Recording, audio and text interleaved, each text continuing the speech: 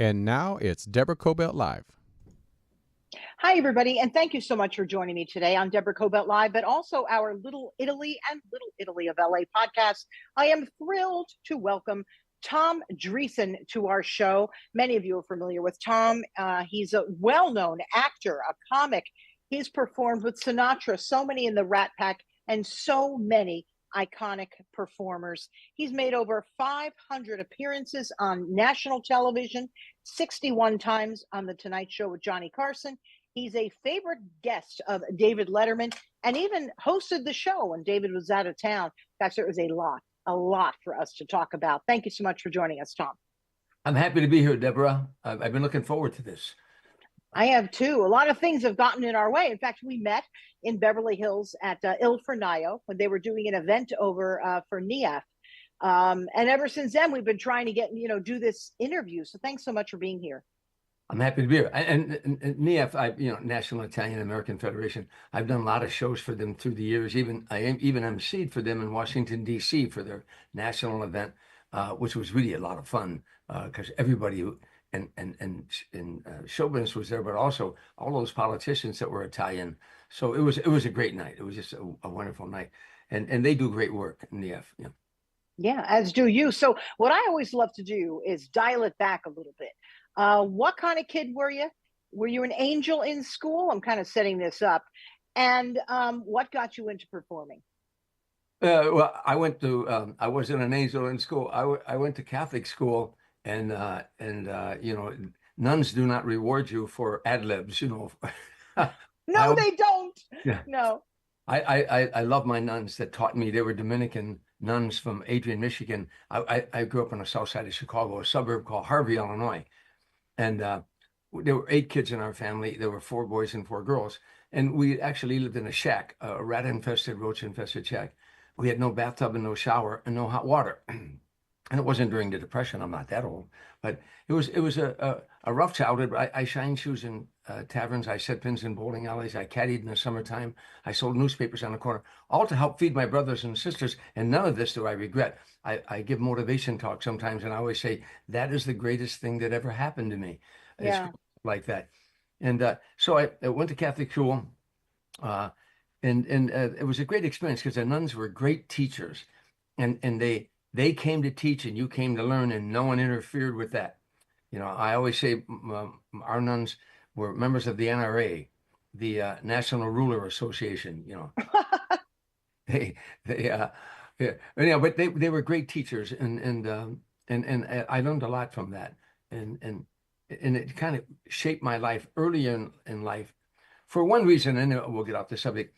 But my father was alcoholic, and he was a nice man, a gentleman, but he wasn't a great father. And when in first grade, I never forget, the nuns start telling us, I was a little boy, they start telling us we had a father in heaven. And I'm a little boy, I'm a father in heaven. And that his son came here to tell us about the Father in heaven. And they taught us the prayer about our Father who art in heaven. But I kept thinking, and they said, you can go to him with your problems. Well, as a little boy, this meant a lot to me. And I would do that.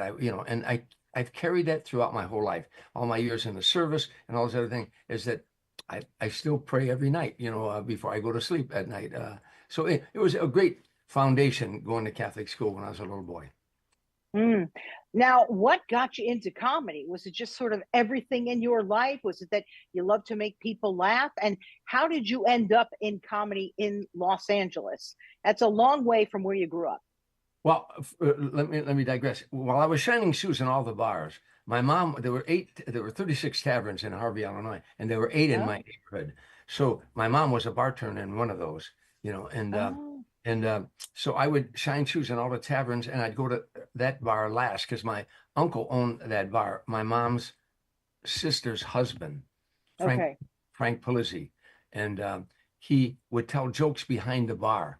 And I would go to the bar last, and I'd wait for the shifts to change in the factory while I was there, and then I'd go back out again. So I would watch him behind the bar telling jokes, and it just fascinated me that with his vocabulary, his vernacular, he could get this sound to come out of everybody's body, laughter, and fill the room like electricity, and unite all these people. They would just stop to hear his jokes, and And I thought that was incredible that he could do that. And I used to tell his jokes, many that should not be told on a Catholic school playground, by the way. So that fascinating. But I never thought I'd ever be in show business. By the time I was 16 years old, I had holes in my shoes, raggedy kid, and I dropped out of high school and started running with a pretty tough crowd.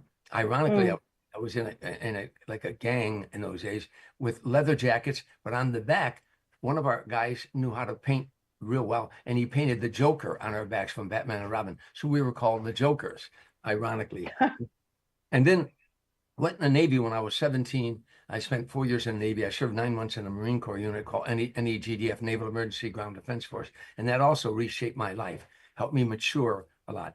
But I came out of the service, married, had a wife, and all of a sudden had children, and I ended up another child, and I had a wife and 3 kids. But I'm wandering aimlessly. I'm going from job to job. I was working construction, laborer, for concrete, pouring sidewalks and basements, and working for carpenters. Labor. Then I went from there to working on a loading dock. I was a teamster loading trucks, and then I dropped my teamster card and became foreman and management at this trucking company, where I was managing. Now I was the foreman of 48 teamsters who used to be my buddies, and now is their boss.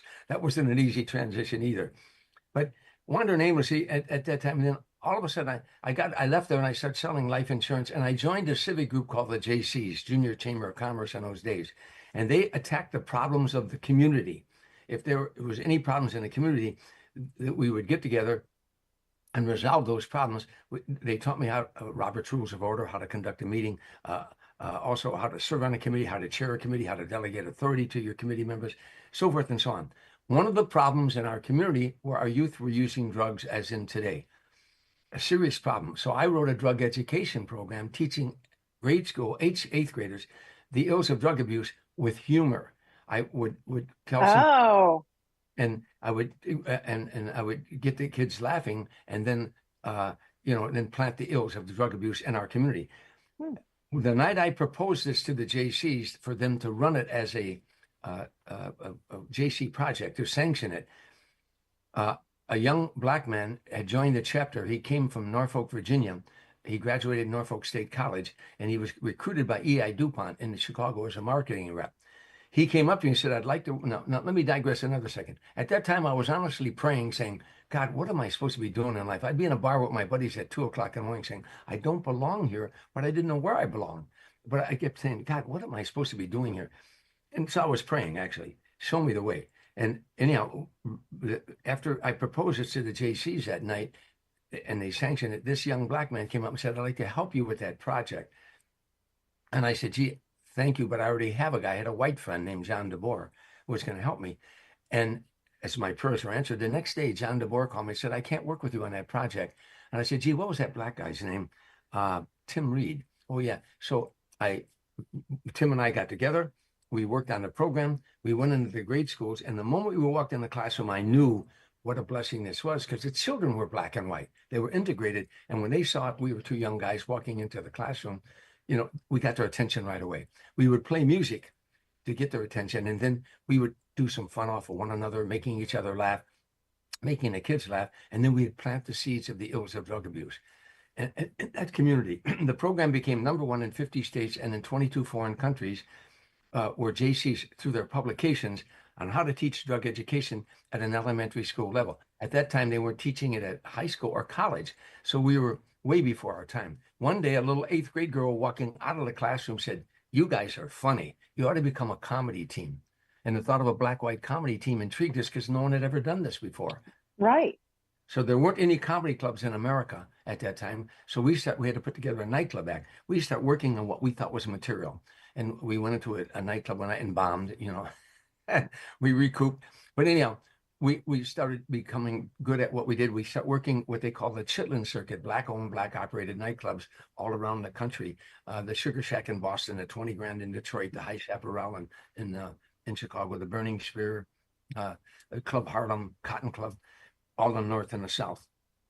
And anyhow, one day, after years, we had an album out. We did a couple of national shows, but the team Tim wanted to be more of an actor and later became Venus Flytrap on WKRP Cincinnati. He was on a show called Sister Sister. He played the father.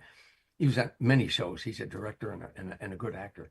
And I ended up here on the West Coast because in 1975, wherever you went in America, people say, what do you do for a living? So I'm a stand-up comedian. The next question out of their mouth was, oh, yeah? Have you ever been on Johnny Carson? And if you hadn't been on I didn't say the Tonight Show. You ever been on Johnny Carson?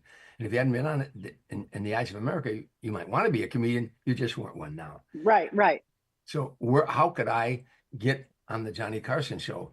I decided to go it alone as a stand-up. Well, you had to come out here and get on at the Comedy Store, which was the only game in town in those days. There wasn't a Laugh Factory or the improvisation in those days. And so you had to pass the audition with Mitzi Shore, who owned the Comedy Store.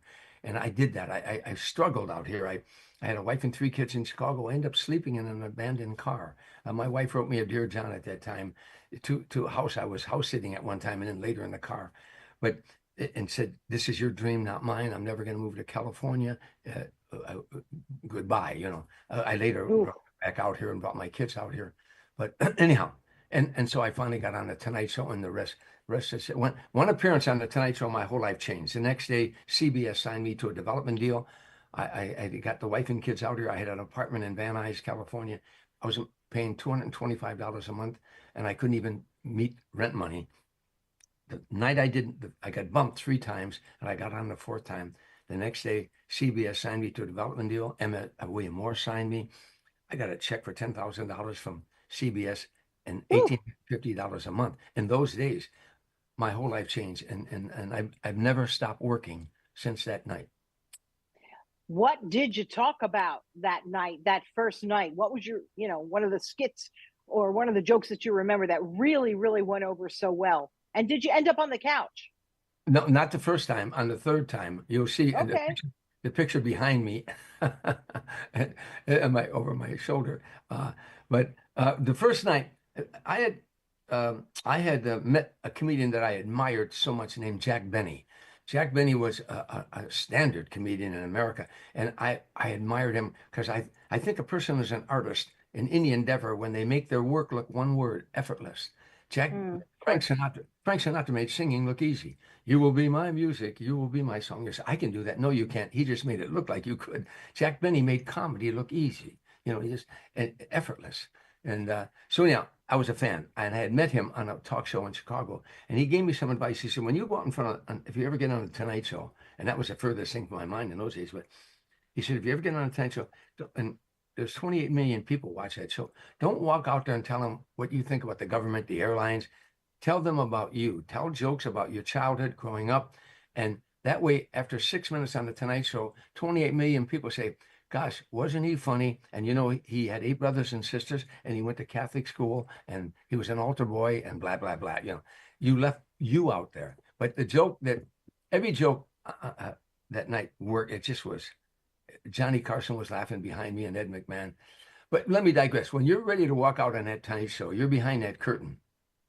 There's a song called One Moment in Time, and it really exemplifies that.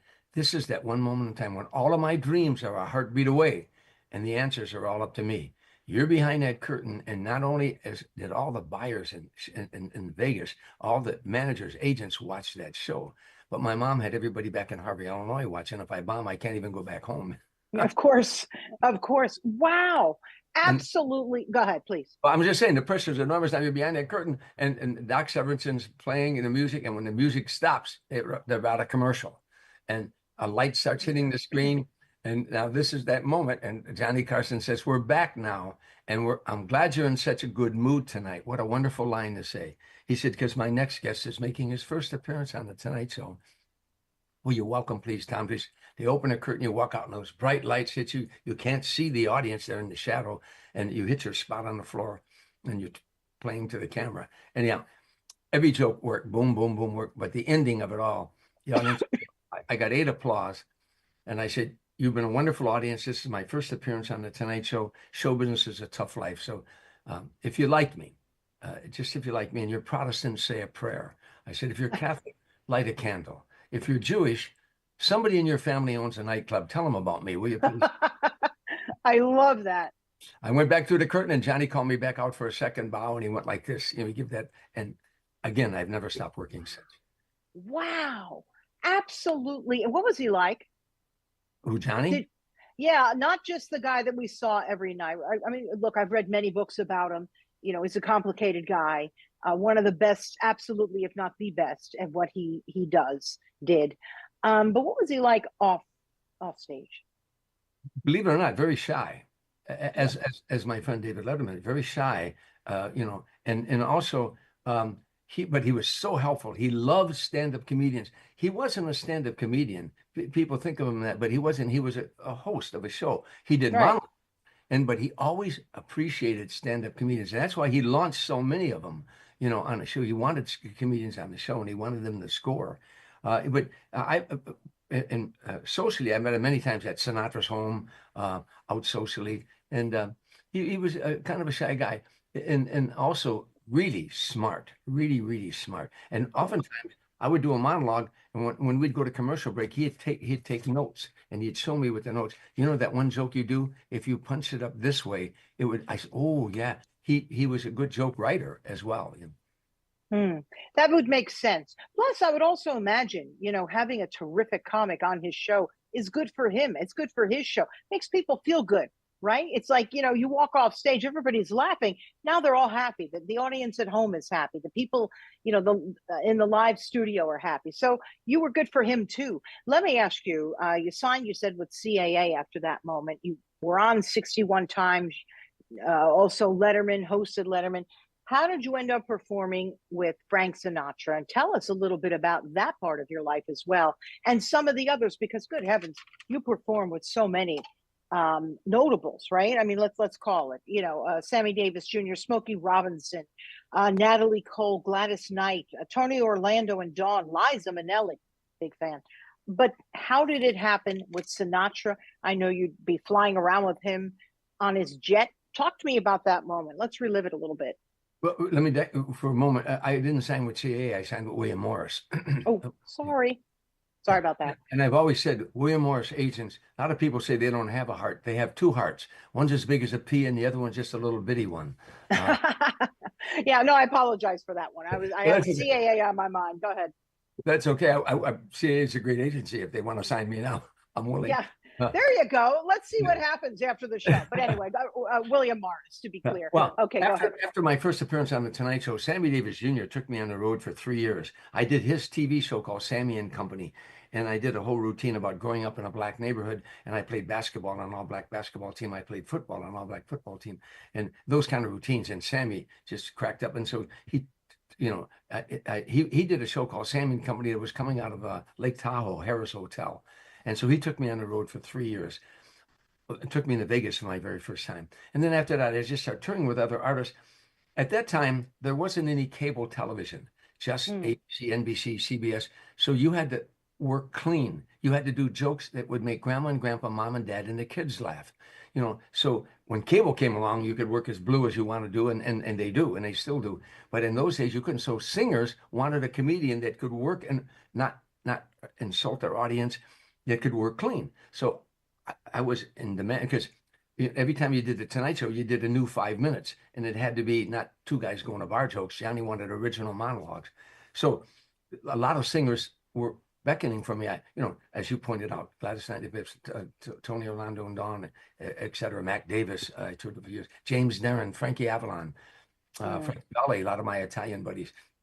Anyhow, finally, I'm touring with Smokey Robinson, and I'm working at Caesars in Lake Tahoe, and opening for Smokey, and Frank Sinatra was appearing next door at Harrah's, and I had worked Harrah's many times, so I was there for a week, and I don't know why I decided that night, but one night I said, I'm going to go see Frank that night. I called over there, the maitre d' said, come on over, we'll find a place for you, Tom, don't worry about it.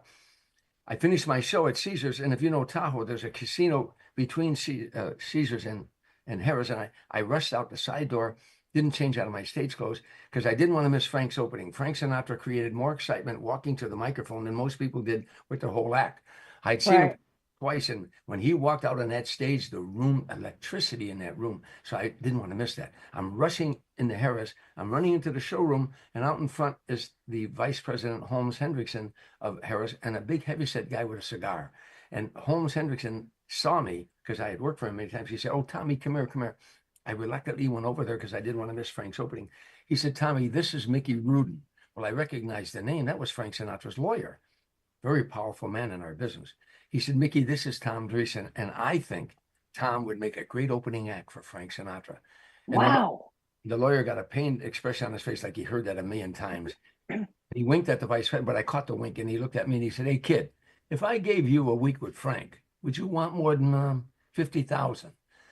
I said, "Mr. Rudin, put it this way. If you gave me a week with Frank, would you want more than 50,000?"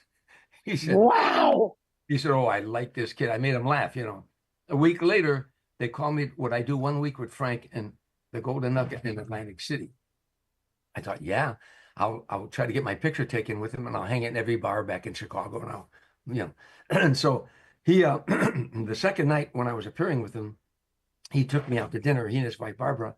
And I can remember like it was yesterday, in the middle of the meal, he set his knife and his fork down and he said, "I like your material and I like your style. I'd like you to do a few of the dates with me if you're interested." And I didn't say, "Let me check my calendar." And it turned into 45, 50 cities a year for almost 14 years, and a relationship, a friendship. I stayed in his home 6 times a year. He at first he was the boss of this tour. Then he became like a pal, a buddy. And then at the end, he was like a father to me, you know. Excuse me. And so, and I was a pallbearer at his funeral, and I spoke at his funeral, and I miss him every day of my life. Wow. Unbelievable. But what was that like? Did you pinch yourself? Were you saying, how did this happen? How many times did you perform with him? Is there anything notable in him? I would imagine every experience for, opening act with him was notable. But is there anything that just really always sticks in your mind? Sort of like, I can't believe that happened with Frank Sinatra. I wrote a book called Still Standing. The subtitle Yes, you did. Right. is my journey. I'm not trying to do a plug here, but the subtitle is My Journey from Streets and Saloons to the Stage and Sinatra. And the opening of that book is we were leaving Riverfront Stadium. I'd been touring with him for like 2.5 years and just touring with him, not thinking much of it. We left Riverfront. His closing number in New York, New York. People were cheering and standing and cheering. He came off the stage. He said, "Let's go, Tommy." We got in a limousine, rushed us to the private jet, and we're flying into Chicago, my hometown, where I had a little boy. We were going to appear at the Chicago Theater. And wow. little boy, I used to shine shoes next to that in the Chicago Theater. And now I was going back to the Chicago Theater, and my name was going to be on the marquee in my hometown with Frank Sinatra. But I'm taking all this for granted. And we're sitting in the jet. We were, they rushed us to the jet. We were flying over the venue. People weren't even in their cars yet. And Tommy said, Frank said, "Tommy, great show tonight." Yeah, we had a great audience. And he said, "Now we're going into Chicago." He said, "We're going to knock them dead." He talked about they renovated the Chicago Theater into its original form, and that it was sold out. Every show was sold out for like 4 days. He said, we'll knock them dead, Tommy." And all of a sudden, it hit me. Oh my God, I'm in Frank Sinatra's jet. And I've been touring with him for 2.5 years at that. And I'm flying to my hometown. My name is going to be on the marquee. And I couldn't talk. I got so choked up. He's sitting right across from me and he's talking. And I'm so glad he kept talking, because I don't know what I was choked up. I was thinking, it just hit me like a ton of bricks. And that feeling never came back to me ever again. But that was that surreal moment, a pinch me moment where, oh my God, this is hard to believe, anyhow. And we had a great time in Chicago there. And I've performed with him in my hometown many times, and it was always great. He would walk out on stage in Chicago with no introduction. I'd finish my show. He'd walk out, no introduction, no orchestra. He'd walk out and he'd look at the audience. He'd say, "This is my kind of town, Chicago." Oh, And they would go wild. They would cheer and cheer and cheer. what a beautiful time. I mean, do we have those moments now? Back in the day, it was a simpler time and we all collectively had the same experience. Whereas now, we're splintered, right? Everything from streaming to, people are all over the place. We're not enjoying the same moment sort of at the same time, right? So that was a very special moment in entertainment where everybody knew about Frank and what he was doing. Do you know what I mean? We don't have that today. At least I don't think so. No, I when Frank died, you know, he let me digress for a second. What I loved about Frank Sinatra, I'm an ex-GI. I love this country. Mm, I love the country. I love this country, and I love what yeah. it stands for. He did too. And when he would sing "The House I Live In," what is America to me? The audience, I mean, it was the most chilling moments to watch him do that song. And he would get to the part, the school, the house of play, but he'd say, but especially the people, the people, the people. That's Mm, America to me. He was so proud of being an American and proud of being an Italian wow. American. As Yeah. an Italian American, he gave, and I'm half Irish and half Italian, My that's another story. But anyhow, that also, when Frank Sinatra died, I went to his house the day he died, on May 14th in 1998, and Barbara had called me and said, "Tom, he's gone," and so I came over to the house, and all of his friends were there, a lot of stars that you all know. As I was leaving his house, I had on a talk show on the radio, and I can't even remember what it was, but all about Frank Sinatra died, and a woman called in and she said to the host, "Something's wrong. My husband served in Vietnam, and he served in Korea, and he served in Vietnam." She said, and he's a tough guy, and he didn't cry when his own father died. He sucked that up. Oh, Today, he heard Frank Sinatra died. He came home. He's in his room right now, and he's crying like a baby. She said, mm, I don't get it. But I get it because I wish I could have got on the show. I'd say, if you were a Frank Sinatra fan, real Frank Sinatra fan, and his music was a soundtrack of your life. You got married, went steady to his music. When somebody loves you, it's no good enough syllable. You got married to his music and love and marry stuff. You got divorced to his music. It's 2:45. There's no one in a place that you got remarried to his music. Love is lovelier the second time around. His music was a soundtrack of your life. As long as Frank Sinatra was out there singing somewhere, you were as young as you were the first time you heard his voice. it's You were so true. Yeah. the second when he died, part of us died. I always said that Yeah. part of us died, that we all knew, Sinatra fans knew, that the sun is going to shine in the mornings to come. It just wasn't going to be as warm as it used to be. You talked about he was very proud to be Italian. I am full-blooded Italian, and one day when I was out of school and looking for work, it was just tough, right? You know how that is when you're just out of school. And I was in New York City with my dad. We were walking past Carnegie Hall, backstage actually, and out comes Frank Sinatra, and the funny moment. And there's mobs of people. And my dad, who had quite a voice, he loved to sing opera. My dad's name was Tony Anthony. He was with all his pipes, little guy, big voice. He said, "Hey, Frank, my daughter, she's Italian." He goes, "We're looking for," and he just stopped and he turned. And I thought, oh my God, Dad. And he walked over, but he had his guy with him, right? And his guy handed him a card. He goes, "You call me tomorrow." We couldn't believe it. And then we walked away. He turned around. I was a young girl, and I couldn't believe it. So my dad said, "Here, I'm holding on to this for you in my wallet." And I said, "No, I'm holding on to it, Dad, in my bag." I lost it. I lost the card. Oh I no. lost the card. And I should have given it to my dad. I should have memorized the number. This is before cell phones. And I thought, I lost the card. I mean, I didn't look, right? It was a quick moment, put it in my bag. What does that tell you? I don't know, right? Not sure what would have happened if I ever called the man, didn't even look at his name. It's a shocking moment. But I often wonder what would have happened at that moment. I was trying to break into broadcasting. This was the 90s. It was, not so easy. I know it doesn't even seem like that long ago, but the 90s was a long time ago for women to just be anchoring daily and doing that reporting. So I made it. I did fine anyway, but that was a moment. He stopped in his tracks when he heard "my daughter, we're Italian," and he stopped. Isn't He that would something? he would have talked to you if he was in the office. His secretary at that time was Dorothy Allman. Ah, She would have taken the phone call, and you would have said, he gave us a card. If Frank was in the office, he would have got on the phone and talked to you. But also, you would have gotten autographed pictures. He would have got your address, and he would have sent you autographed pictures and stuff like that. That's what yeah. It was I saw him. a darling moment. I never got to cover. My first TV job was in Atlantic City, So he performed down there, which was really neat. So I got to see him perform, but I was a young reporter, never really got to interview him. I did interview Sammy and a lot of those other folks, but never him, because then he stopped performing for a while. And but that was a neat moment for me. That was my only real my time with him. But you bring up being Italian. Let's talk a little bit about that. Your Italian upbringing. There's a big shocker in your book. Would you tell our audience? I don't really want to give it away, but let's give it away a little bit, which kind of surprised me. And it was about your family, what you found out. Go ahead. Yeah. As a little boy, I told you I admired this man, Frank Polizzi, who was my mother's sister's brother.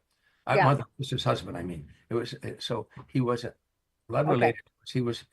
He married my aunt. And I admired him so much. And he liked me a lot. And he, every now and then he'd slip me an extra quarter or half a dollar when I was shining shoes. When I was 6 years old, he bought me a cowboy outfit one time, a little cowboy. But anyhow, so I loved the guy, I really did.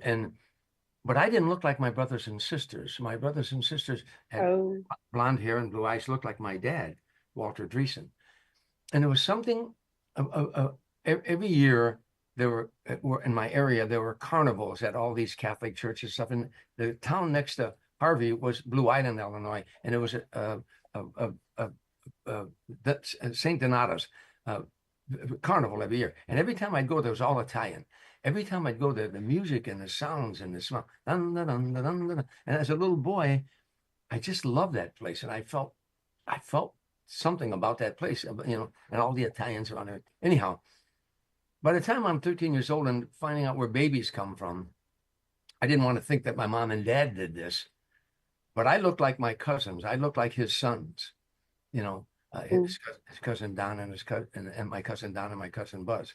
I looked like them, and I looked like him a little bit. But anyhow, one day I start thinking, oh no, I can't think this way. I'm thinking, did my mom have an affair with? And oh my gosh, I didn't want. And again, I didn't want. I'm 13 years old. I kept to myself for about a year, and then one day I just went to him and I told him I wanted to talk to him. And he was, by the way, he was a very tough guy, a Sicilian. I saw him throw Teamsters out of his bar 2 at a time. If you swore in front of a woman or something like that out of the bar, he was really a tough guy. He wasn't much bigger than me either. And I saw him in so many fights. And he even challenged the mafia in our neighborhood. He challenged them because he didn't like that at all. He was a proud Italian, and he thought that they were a scourge on the community. Anyhow, that's another story. And that's in my book too. But anyhow, one day I took him for a walk and I said, I need to talk to you. And he said, what is it about, Tommy? I said, I think that you're my father. And he said, what makes you think that? And I told him, I said, I don't look like my Oops. I look like Don and Buzz and blah, blah, blah. And I said, everywhere I go in Harvey, where I got a lot of people would say, hey, Polizzi, how you doing? I say, my name isn't Polizzi, my name is Dreesen. They say, oh, I said, that's my uncle. And I think they might have thought, oh, that's my mom's brother, Anyhow, he took a walk for a little while and he said, well, it's true. And he said, and you can go tell the world, but if you do, you'll ruin your mom and dad's marriage and you'll also ruin mine. But you have the right to do that. And I said, I don't want to tell anybody. I just needed to know. Anyhow, I felt strange around him, and I didn't get real close to him for a while because every time I got around, I felt uncomfortable at that time. Sure. I love the guy. I went in the Navy when I was 17. After a couple of years in the Navy, I came home on leave, and by that time, I didn't care who planted the seed. It didn't matter anymore. I'm now much more mature, and we became very, very close. And our secret, I never told anybody. I never told my brothers and sisters, and he of course didn't either. And on his deathbed, I was there in the hospital, and everybody had gone. And he said to me, Tommy, do you have any regrets? Anything you want to get off your chest right now? I said, no, of course not. He said, no, don't, just because I don't have long to live, you feel like you want something. I said, I have nothing. I said, look. Everything I have, everything I own, everything at that time I was in show business, I said, it's because I came from you. I emulated you telling jokes behind the bar and everything. I said, do you have any regrets? He said, the only regret I have is that whenever you were on television and I'd be in a bar with my buddy or something like that, I couldn't say, that's my boy. I couldn't say, that's my kid. He said, I regret. Wow. And I said, well, one day, he had a band called Frank Sinatra and the Venetianeers. In fact, my father, and I always call Walter Dreesen my father. He was my dad. Frank Sinatra was my biological father, but my dad played trumpet in his band. So he was a singer in the band too. And so I said one day, I told him, I said, one day I'll receive an award in show business. And if I do, I'll accept it in your name. And he turned his head, and it's the first time I ever saw him cry. He had tears. Oh, And years later, I received the Ellis Island Medal of Honor Award for humanitarian service for all the charities I've done. I ran 26 miles every year for multiple sclerosis, et cetera, et cetera. And they gave me on Ellis Island the Ellis Island Medal of Honor Award, where he came when he was 7 years old on the SS Italia, when he came from Italy when he was 7. And so I accepted it in my mom's name and his name. And so I fulfilled that wish. what would you like to say to young kids and young performers now? Life is hard. And I think a lot of times younger people, because maybe they lived in it, they didn't have to go through so much, shining shoes, all kinds of things. What would you say to a young person who's trying to make it right now, who's struggling, who's having a hard time? I give motivation talks on 4 subjects: perception, visualization, self-talk, and develop a sense of humor. I've done this for years. I elaborate on those 4 points. I've done this for years for corporate America. I've done it at universities. I've done it all male schools, all female, and both of them. And I do one for comedians. I've done it in New York and Boston, around the country, and LA here many times, at the Laugh Factory and at the Comedy Store and at the Comedy Chateau. And it's called The Joy of Stand-Up Comedy and How to Get There. So what I tell them, and there is a lot of hardships.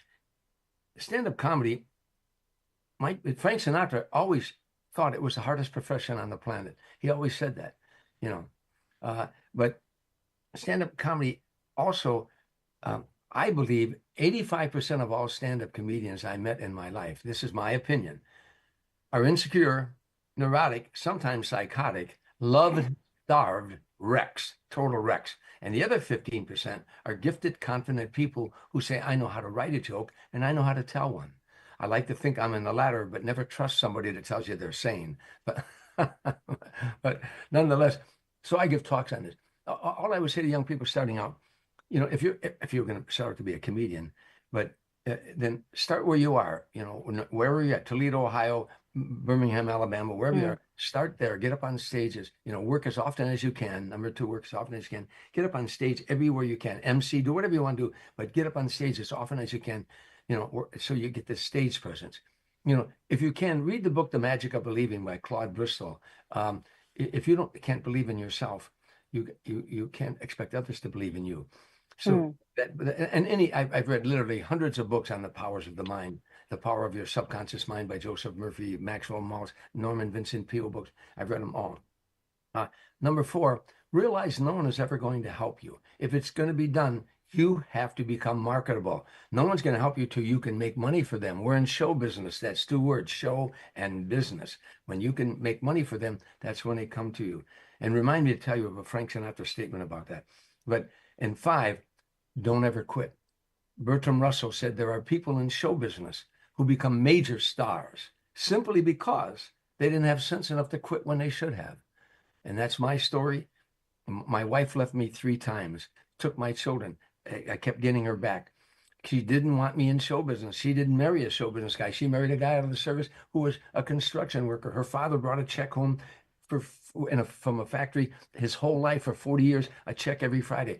This precarious show business that she did. She left me 3 times, but that's how tough it was. Don't ever quit. I slept in a car. I hitchhiked up and down Sunset Boulevard, begging to work for free at the Comedy Store, because I believed this is what I was here called for, to make people laugh. I wrote a poem many years ago called The Sound of Laughter. I won't do it for you, but the opening lines are, as far back as I can remember, or shortly thereafter, I love to hear the sound of laughter. And That's beautiful. Anyhow, my point is to them is, if that's your dream, you're only here on this planet for a blink of an eye. This planet was here 5 billion years before you were born. It's going to be here 5 billion years after you die. That means your lifetime on the planet is a blink of an eye, a speck of sand. This is your moment. Do what you want to do. If that's your dream, follow your dream as far as it'll go, and don't ever give up on it. I have just a couple more questions for you, because you know what I want to do is I want to have you back, because we don't have that much more time. But I'd love to have you back. I mean, we could do a show a week with you, honestly. But I want to go back for a moment, if we could be brief about it, at the Comedy Store, right? When you were discovered at the Comedy Store. Can you briefly tell me a little bit about who were some of the folks that were performing, you know, alongside of you? And how did you end up getting discovered? You know, you talked about Mitzi. Briefly tell us a little bit about that, because some huge notables you performed alongside with there too. I was working in those days at the Comedy Store with all these unknown comedians: Robin Williams, David Letterman, Jay Leno, Gallagher, Elaine Boozler, the girl waiting tables at a place was her name was Deborah Winger. You know, all these Incredible. The night I auditioned for the Tonight Show, well, first of all, you had to get on at the Comedy Store, and it took me a long time. I would go there on Monday nights and try to get on, and finally I got on one night, and Mitzi was in the audience, Mitzi Shore, and she saw me, and I did like 10 minutes, and I came off. She said, "Well, you have stage presence, and I see material. We'll work you in somewhere." And I had emceed a little comedy room in Chicago that I started. So I said, "I can MC for you too." She said, "Well, that's true. Yeah." So that would get me more time on stage, you know. So anyhow, I worked my way into the system, and I kept bugging the Tonight Show to try and come and see me. There was a softball team that the Comedy Store had, and we played against the Tonight Show. And on the softball team of the Tonight Show were talent coordinators, Paul Block, Craig Tennis, Howard Papish, Bob Dolce. These were the guys who would come and see you, and if they liked you, would get you on the Tonight Show.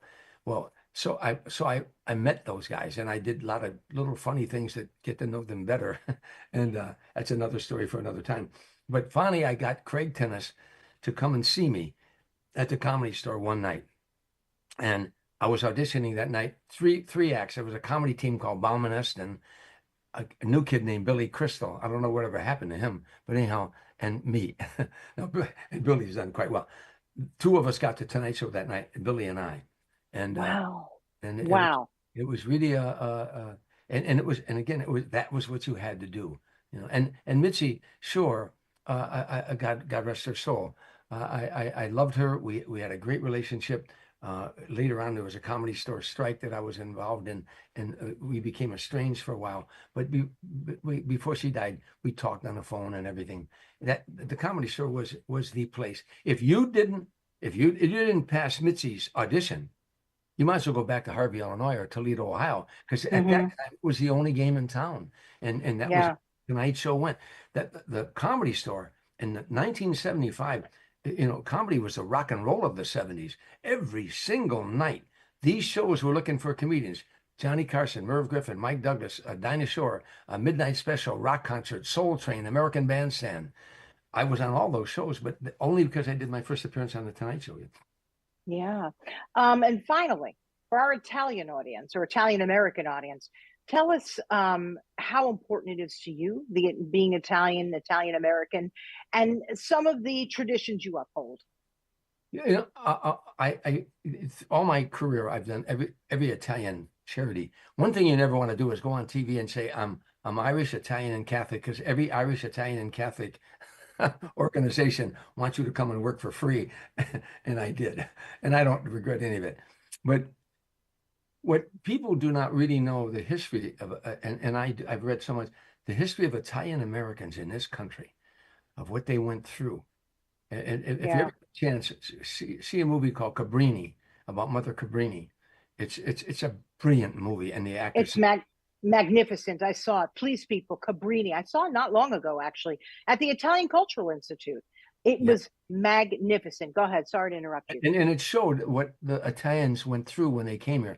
A lot of people do not know some of the largest lynchings in America were done to Italian Americans in Louisiana and Huntsville, Louisiana, and Frankfort, Illinois. What happened to our people? They came here.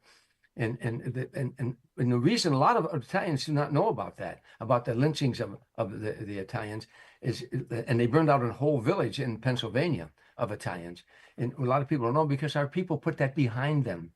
And then they went to World War II, and the largest, more Italians than any other ethnicity served in World War II. The first Medal of Honor recipient, Bastiglione from New Jersey, who received the Medal of Honor for beyond you wouldn't believe what he did. His courage. He came back and was doing a bond drive, and he went back into combat and could have received another Medal of Honor for something he did more than he did the first time. But what Italians have contributed to not only this country, but to the world. But all you hear about is mafia. That's all 100 and something movies are made about Italian Americans. I think 10 of them were positive. The rest are about gangsters. I thought this was shut off. Oh, where'd you go, Tom?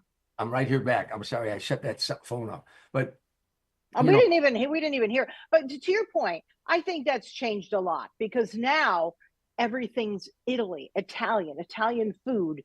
And I just think it's, when I tell people I'm Italian on both sides. Even when I did the DNA thing, I don't know, I had like 2% Greek or something. I mean, I'm completely all in. And people, they love that. They understand our culture better. Hopefully we've gotten a little away from that whole mafia thing. I really hope so. But how important is to you that side of being Italian? Go ahead. It really is, because it gives me a sense of pride. I ironically, I gravitate. Some of my dearest friends out here, I mean, I have a lot of are not Italian, but I mean, Frankie Valli, I don't mean to be name dropping, but Frankie Valli and I are good buddies. Frankie Avalon and I are good buddies. James Darren, God rest his soul. Dennis Farina and I are good buddies. Gary Sinise is Italian. Joe Mantegna. When we get together, it's like back in the old neighborhood again. We love to hang out and tell stories and stuff. And I have a great pride, again, a sense of pride for what they did in this country, what they stand for in this country. Yeah. But I could talk at a college or anywhere. I have a one-man show I do called The Man Who Made Sinatra Laugh. It's a 90-minute show that I do in theaters around the country. And it's stand-up comedy, but I segue over to a bar and Frank starts singing to me like I'm behind the bar. It's 2:45. And I say the first time I heard that voice, I was 10 years old, shining shoes in a bar on the south side of Chicago, and he was on the jukebox. And I take the audience from that little boy hearing Sinatra on the south side of Chicago to one day carrying his coffin out of a church in Beverly Hills, California. Ooh. And Wow. while I'm telling stories, video and still photos authenticate the story on the screens. But anyhow, wow. So again, that sense of Italian pride has been in me ever since I realized that I was an Italian boy, so again, all the contributions we've made, and what I was saying, I could talk about Frank Sinatra for an hour and a half, and I'll say, are there any questions? And I swear to you, the first question was, Frank Sinatra in the mafia?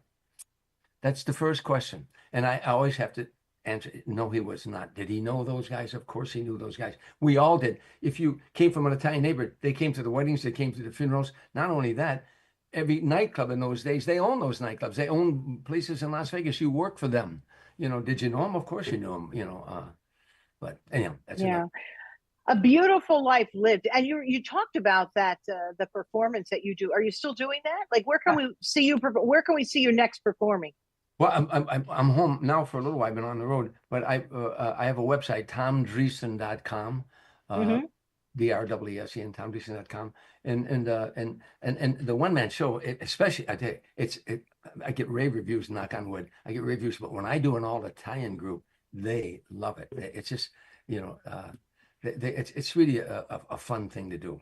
Yeah, I want to see you perform. I really do. So let's stay in touch. Let's maybe plan a dinner. Let's go out and continue this. And we'd love to have you back on the show, because an hour is not enough time with somebody like Tom Dreesen. We just can't get it all in. There's a whole lot. And for people who want to know more as well, pick up the book. Please give us the title again, Tom. Still Standing. And the subtitle, It's My Journey. That's the cover of the book right there. You can get it on Amazon. It's got 450 five-star reviews on Amazon. I'm really proud of the book. I really am. Because I never wanted to write a book, and then I thought about it all the years. I journaled everything we did on the road and everything, and then I'm glad I wrote it, because a lot of people. It's triumph. It's about a struggling little boy that goes on. That all of my dreams have come. All my prayers are answered. All my dreams have come true. And I'm a big fan of your husband, John. You can tell him that.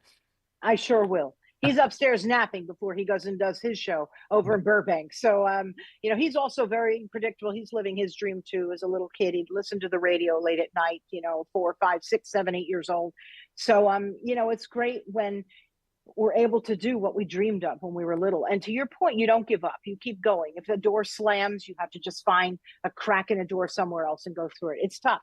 This business is difficult. I think everything's difficult. You just have to keep going. So thank you for the fact that you kept going, because you're a real gift to all of us. And I'd love to have you back. So let's make that happen. Yeah. And everybody, you can find our interview with Tom Dreesen on all video and audio platforms of Deborah Kobylt Live, the Little Italy podcast and Little Italy of LA podcast.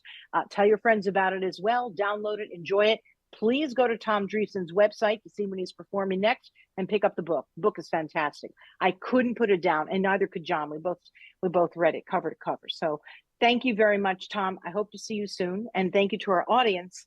Please also welcome your friends to listen to our show. See you next time. Bye-bye.